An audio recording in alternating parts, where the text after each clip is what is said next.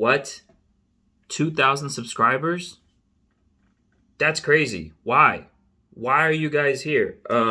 Thank you so much for listening and watching and checking out the clears and the talks and all the videos. I'm assuming 1,000 of you subscribers came from the Shmup Junkie channel, and the other 1,000 of you probably came from Mark MSX, where you've seen these two really big channels amplify my voice and just things that I have to say. So like, why does this channel exist? Why am I even here? Why am I on YouTube doing any of this? I don't monetize any of it, so I'm not trying to get any money out of it. I don't monetize my Twitch.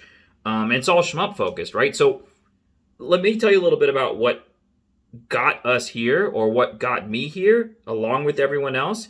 And then we'll do a little tour of some of my shmup stuff and my retro gaming stuff, and we'll go to the basement arcade. I'll show you the setup and everything of that's going on there, and we'll just kind of show you around sort of the retro stuff that I have and the gaming stuff that I have. So in January of 2021, I decided, rewind even before that, I had started playing Zero Ranger. As some of you in the channel might know, I eventually, did a pretty long journey with that game and got the 2-all and everything. But initially, I was just playing Zero Ranger because it was a fun video game. I didn't really know much about shmups or anything like that. And I was just like playing it, and I eventually beat the game, I didn't like do a 1cc. I didn't even know what a 1cc was. I just beat the game, and I started sort of exploring the genre, and I came across the Electric Underground videos, and I came across Shmup Junkie videos, and I was like, oh, it's interesting. And I sort of started doing Crimson Clover Novice, and that was my first 1cc, and I was like, wow, I like got a 1cc of something, anything. It's novice mode, but who cares? For me, it was like crazy. So then I joined the Shmup Junkie Discord, and I met all these amazing, cool people, and I started to realize like a few things about the shmup community, right? There's 1,000 amazing, like not even 1,000. There's like tons of amazing people who make different kinds of shmup content, and there's also a lot of very, very skilled and very legacy players who have been here for a long, long time, or have known the genre for a long, long time, and there's some newcomers, right? So it's like this eclectic mix of all these different kinds of people. And what I noticed was, like, as a newcomer, there really wasn't much of an on-ramp onto the genre. There was like I was advised, like, okay, do a Dodonpachi 1-all. That's like an easy 1cc. And I was like, whoa, it took me 6 months, I think, to clear that. Recently someone asked, and I looked it up, and it was like, I did my first run in like February of 2021, and then like I didn't clear it until like September or something crazy like that, because of various things. But I started to sort of think about, okay, what are some of the things that could help people like me coming into the genre? Because I'm not the right gamer for shmups at all. Like, at all. I don't like unfair games. I don't like very hard games. I'm not dedicated. I'm not like grind in the training mode. Like, I come from the fighting game community, but I never like sat there in the training mode and I just would play matches. I'd play matches. I'd learn a few combos, and then I just play matches because I wanted to just like play. Like, I didn't want to like do homework. I did all that in school when I was younger. Like, I don't need to do all that. Some homework is required, right, to understand the game, right? Like, if you're playing soccer or football or whatever, like, you got to learn how to chop the ball, pass the ball, basic rules. You have to understand that stuff before you can go out and start playing. And there's like advanced, right?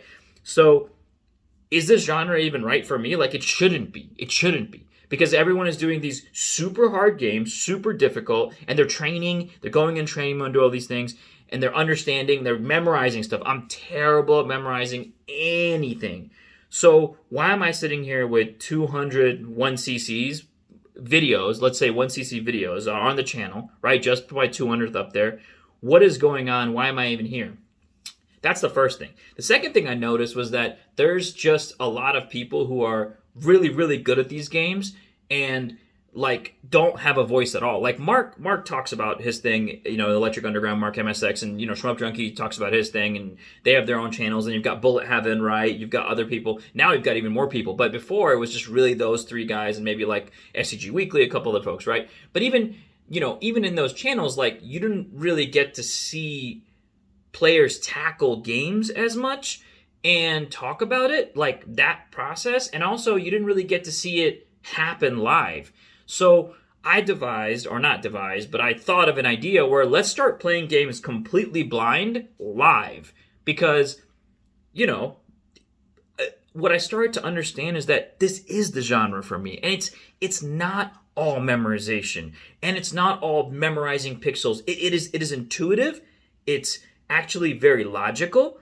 It's very simple. There's actually, most of the things in the genre are very simple. Don't get hit, blah, blah, blah. Watch a bullet pattern, blah, blah, blah. And I started to think about like, well, I want to watch like pro players do this. When I say pro, I just mean like the better players in the community. There's tons of them. If I started name good players, guys, I'd be here for, months and months. Like, I try to, if you just scan my channel, pretty much everyone you see on my channel is an amazing player in some form or another, right? Go check out their channels, do that, right? But, so I created the blind kumite thing because it was sort of like, okay, I want to see these players tackle a brand new game, Jamers, tackle a brand new game for the first time.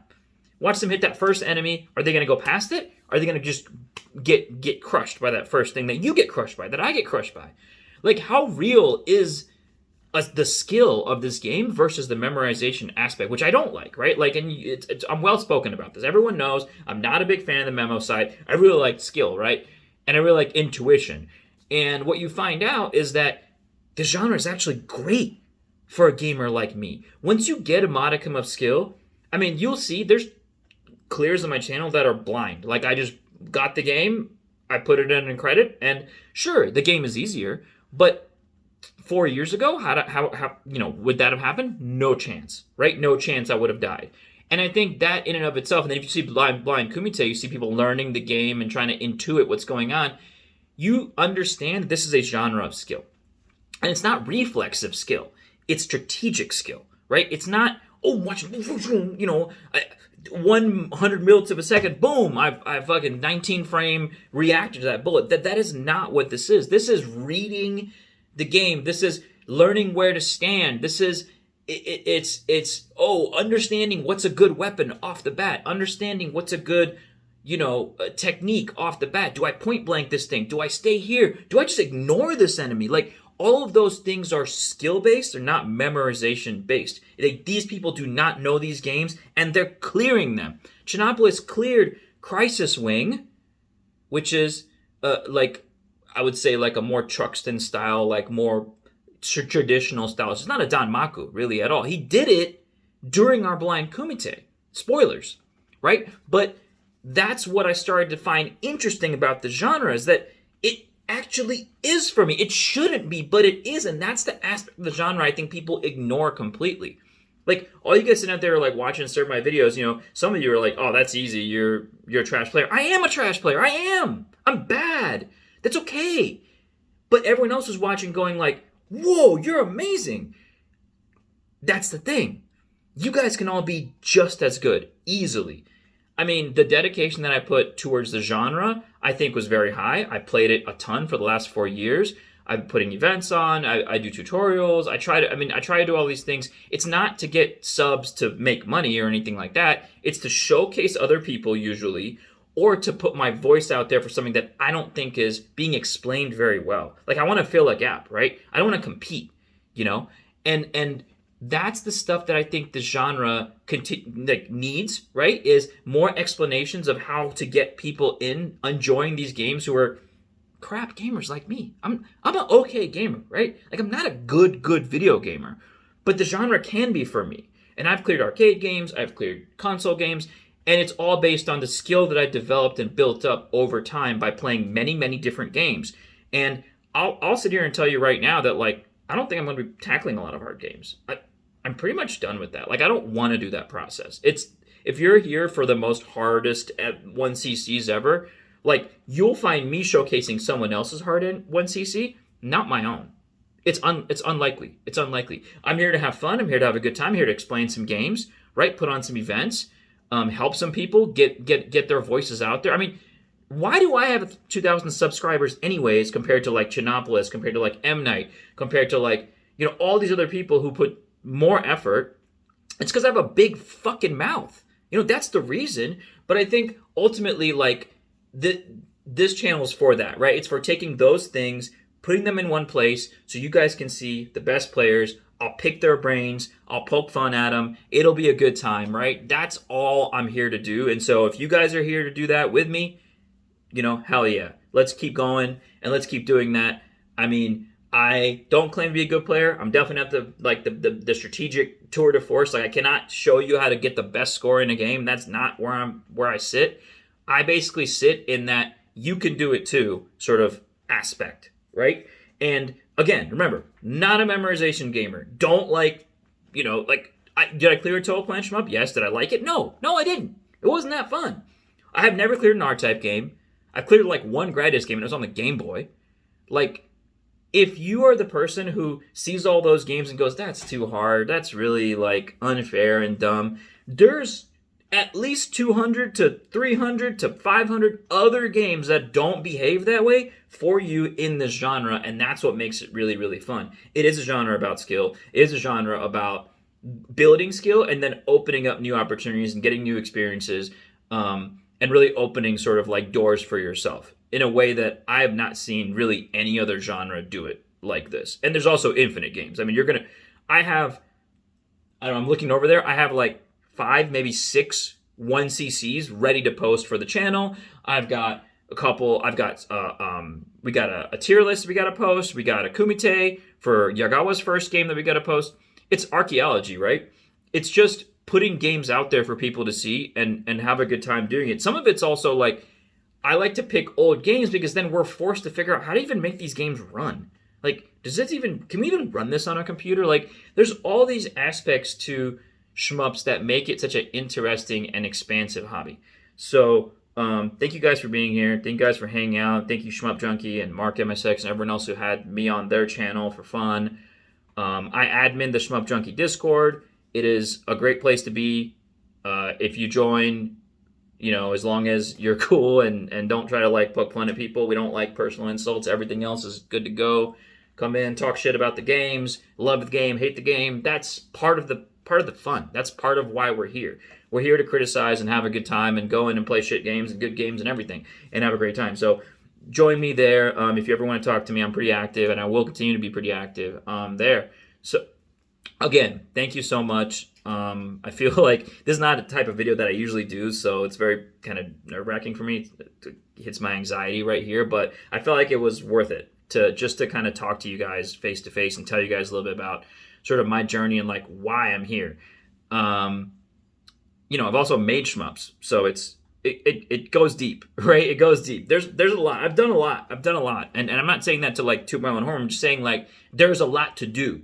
Right? It's not that I've done a lot. It's that you could also do a lot if you're interested in the genre, if you're interested in something that has all of these aspects to it that are all sort of unknown, right? It's like being in this genre, in this community, is literally like discovering a new video game every single day and it not being completely unplayable, sort of like Hong Kong manufactured slop from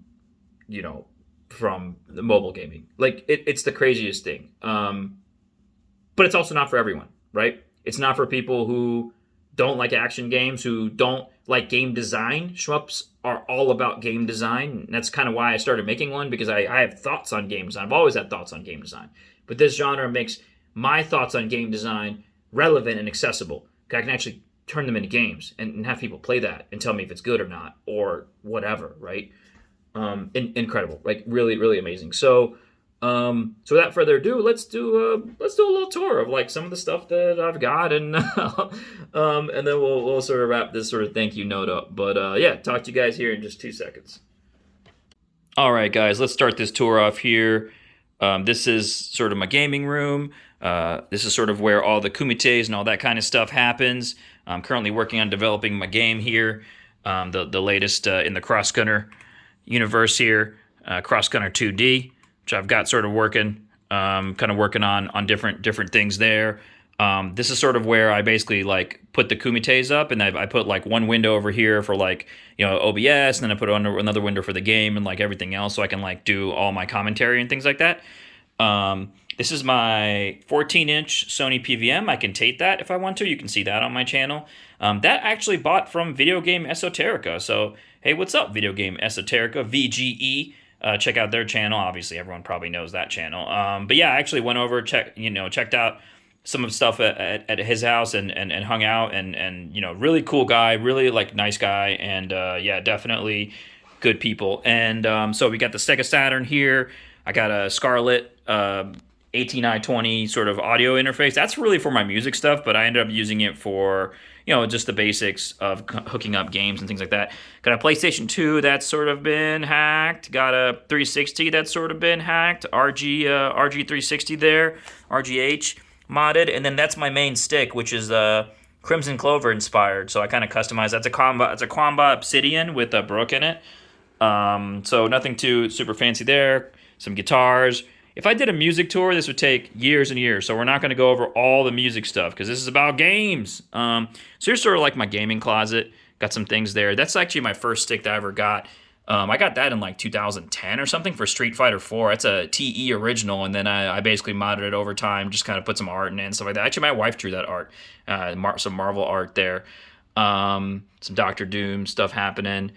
So I've got here the Gradius 5 ship. I don't know why. I don't really like Gradius 5 that much, but I got the model. That model was not fun to put together either. I didn't really like it that much, but hey, I did it, so there we go. Super Nintendo controllers, all my Famicom stuff. These are just boxes. These right here. These are just boxes. These are games. Over OBJ, Astro Ninja Man, etc. These are just boxes. Why? I don't want the game. I don't need the game, but the boxes are cool to look at. Bunch of other retro stuff. TurboGrafx 16 Mini. Neo Geo. I got a bunch of handhelds in the other room that I'm not going to go over. The Ambernic Arc S is probably my favorite. With the Miu Mini Plus as well. Vita, some SNES Mini, Genesis Mini, bunch of Switch games, specifically a bunch of Switch shmups.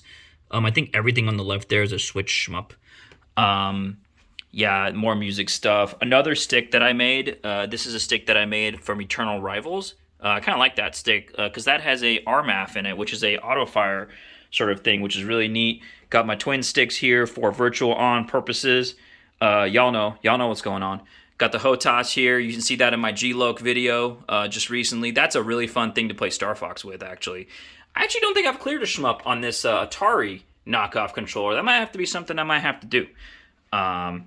So yeah, that's sort of the main room here. Trying to think if I forgot anything. The Mister is currently downstairs. So let's go downstairs and check out where the real fun starts. All right, and we're here in the basement. Here's where the real magic happens. So I've got some arcade machines here. Well, you want to call them that. They're actually not arcade machines at all. They're just screens and controllers with Brook adapters. So really, I have no PCBs or anything like that, and you don't need them either, to be honest with you. You can just do what I did, which is these are just basically, think of it as like a computer monitor with a fight stick attached to it. I mean, that's really all it is. Got my cool sort of custom-made LED sign there. So this one on the right is a vertical cabinet, 32-inch, and that was from Game Room Solutions. I've got the Sanwa buttons in here. I think the one on the left is a JLX, the one on the right is a JLF, and then there's the Sanwa buttons. That's my racing chair. I think there's that's right. There's a couple clears of Outrun 2 on the channel based on that. So I don't know, whatever. So that's pretty cool. And then here's the latest edition. This is a Namco Noir HD cabinet. It's actually 1080p. This is the original screen, I believe, or maybe the screen was modded, but I'm not sure. This is a legit cabinet from Japan, which I got from Fury Force. And actually, shout outs to Joel at the Pandemicade, who actually helped me get this into my basement. That's a heavy thing, man. So yeah, got it all decked out here. And again, remember, no PCBs, so everything's running off of what we have here, which is a 360, a PS4, a Mister, and just a random computer. And that's just how we do it, you know? I even got the coins hooked up there. So, you know, let's say we want to play some Pro Gear here, which is just a MAME. I mean, but boom, throw the coin in there, and off we go. So that's really neat. I really like using real coins. I got to use 50 yen coins for this. Oh, they're all gone. So yeah, I just threw a 50 yen in there. So that's pretty cool. Okay, someone's gonna need to play Pro Gear on that. So we'll have to do that later. But yeah, it's just a 32-inch 16x9 Namco Noir cabinet from Japan. The only thing I've done to this mod-wise is I unhooked the fan in the back. That thing was loud as shit. There was really no reason for that fan to be going. It's just a monitor. There's nothing to cool. But yeah, all the original parts are in there. I got a link board and a couple other things. I could open that up, but that would be another video to do all that. And then, of course, I've got here my Time Crisis cabinet, which is basically using the retro shooters. And so this is an arcade 1-up. This is like my first arcade machine I ever got was an arcade 1-up, and I just started modding it. It's the arcade 1-up stuff that's left is literally just the wood on the outside. Everything else is just stuff that I added to it, made from it. But yeah, you got these basically IR sensors and the retro shooters here, which are actually really, really cool. I really like these a lot. They have recoil and everything. Actually, I could probably like hit the on switch and show you guys the recoil, but nah, it's all good. But they'll actually have crazy. It'll like snap back and stuff, which is really fun. Also got the pedals for Time Crisis. That makes it really fun. You gotta have pedals, man. I mean, I played Time Crisis on the CRTs, and it's fun, but without the pedals, it sort of feels a little bit empty. So you gotta have the pedals. So yeah, that's pretty much it. I mean, you can see Futari Black Label there being played on the 360, and on the left it's just a MAME copy of Pro Gear. I could just use a Mr. copy too if I wanted to. So I am not a big PCB sort of collector guy. I'm just like, I just want to play the games, and I want to, I want to have arcade hardware. It's fun. So for me, I'll never really get into PCBs, but I really like having the hardware, and it's really solid. And it's great fun to put in coins and just play games, especially because I only have 9 coins. It's really funny because I'll run out of tokens, and it kind of makes you want to make each credit count when you only have like 5 or 6 in front of you, which is really neat. But yeah, that's pretty much the whole thing. That's everything, retro gaming, video gaming related, basically, other than this monster TV that we play PS5 on. But that's not, I don't shmup on that thing. That's a 77, but I don't shmup on that thing. I shmup on these things. This is how you got shmup, yo. And so yeah, we'll see you back on the channel. Thanks for hanging out, and see you guys next time.